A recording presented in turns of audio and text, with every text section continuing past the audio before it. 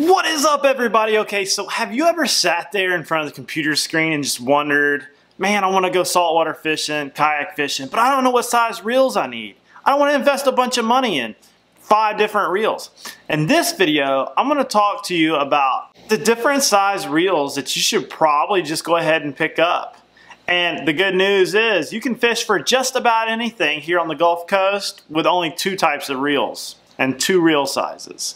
So here we go, guys. We're gonna talk about those 2 and we're gonna set you up right. Roll intro.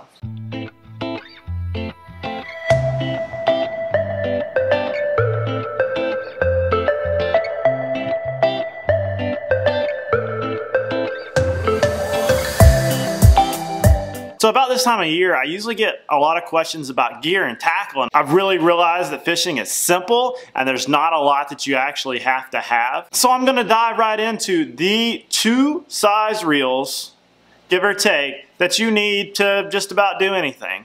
And this is pretty much the same setups a lot of my buddies use both for kayak fishing and for boats. So if you're still with me, the first reel I wanna talk about is the 3000 series reel. This reel right here, this is a pin battle. This is the more higher end of the 3000 series. And I just hit the lamp with it. This size reel will catch just about anything around here, from redfish to bluefish to anything on the beach to anything out of a kayak. It is just a good size reel that you can kind of throw all day long. Look at this, I just caught a trophy hardtail. That is a stud. And it holds enough line of like braid, usually 20 to 30 pound braid, that you can be kind of across the spectrum of a lot of different types of fish. You can put it on a 6.5, 7 foot rod, rock and roll. I have the Spinfishers, I have the Battles, a 3000 series Daiwa or whatever you want to use. 3000 series is kind of like the good spot in the light tackle, like, you know, normal rod and reel everybody wants to use to do everything from bass to redfish to trout.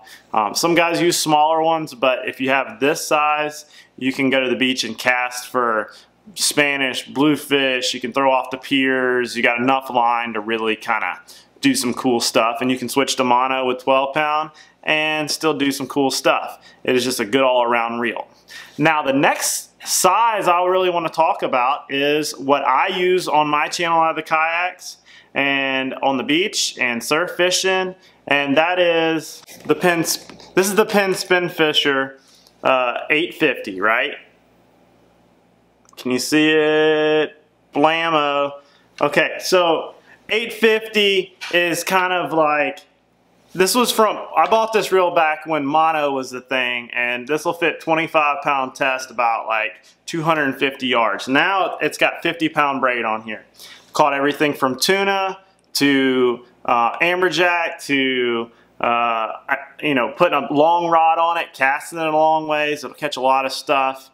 It's strong. It'll do anything. Now, do you have to have this Spinfisher reel? No. The Spinfisher 8000s, 7000s are great. You could even get this in the 750 and be awesome. Braided Line has kind of changed how big a reel you need because it's so much thinner. But this one still have the guts to catch a tarpon, to do a lot of those things like that. So you got to think, I need a small reel and I need a big reel. The small reel will do everything from, you know, slot reds, bull reds to trout or whatever, and the bigger reel you can take offshore with you. You can surf fish with larger weight and a longer rod, and you can catch king mackerel. You can do a lot of stuff like that. Oh, Jack's got a real good one. Oh, he's taking you down, dude. He's taking you down. There he is, get him up. Oh man, Jack's got a monster. Get up here. Oh, pump him up, pump him up. Let's see that. Let's see if them days in the army paid off. I don't know. Get him up. What you think, man? He was a beast. It's a bruiser, huh? My arms are swollen now. So you always see me when I go kayak fishing offshore. I'll take this reel or my Spinfisher 2. That's a 3000 series reel, 3000 series reel. I'd take any 3000 series reel, whatever your price range is, 3000 series reel, and then a bigger reel, an 850 or an 8000 series reel. Your 8 series is, it just seems like most manufacturers, it's either 850, 8000, or 750, 7000. It's kind of like the range of reels, the size of the reels. But even I've seen guys use 6000s, but they stack 30-pound braid on it, lots of it. Depends on, you know, kind of if you're going to cast a long ways or a fish that'll run a long ways. But I haven't really ran anything out there, I mean, within reason, besides big bull sharks and big things like that, that these kind of reels can't handle. You've seen me catch tarpon with these, or with this reel, and if you say, well, this reel is expensive, one second, let me show you something. I didn't want y'all to pick on me and say I wasn't being truthful about expenses or using expensive gear. This reel right here is the actual one you see me use in a lot of my offshore videos. This one I picked up for like maybe 50 or 60 bucks on clearance at Academy one year, about 10 years ago.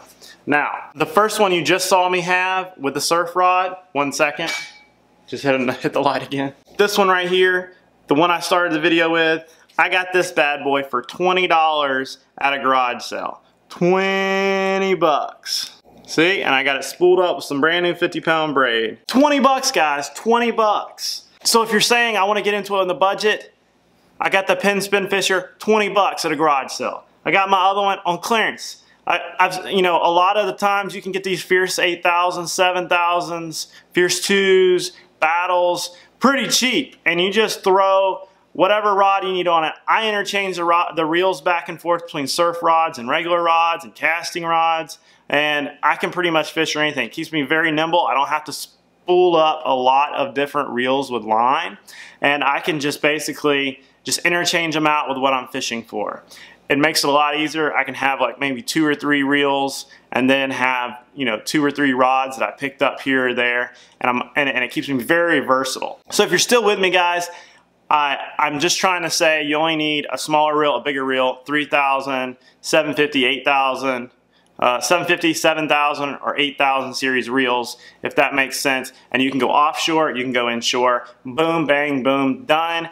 Look for garage sale, eBay stuff like my Jig Master I got for 10 bucks you see in these videos. And the line, I put some good braid on it. It's lasted a long time. You can do this really cheap.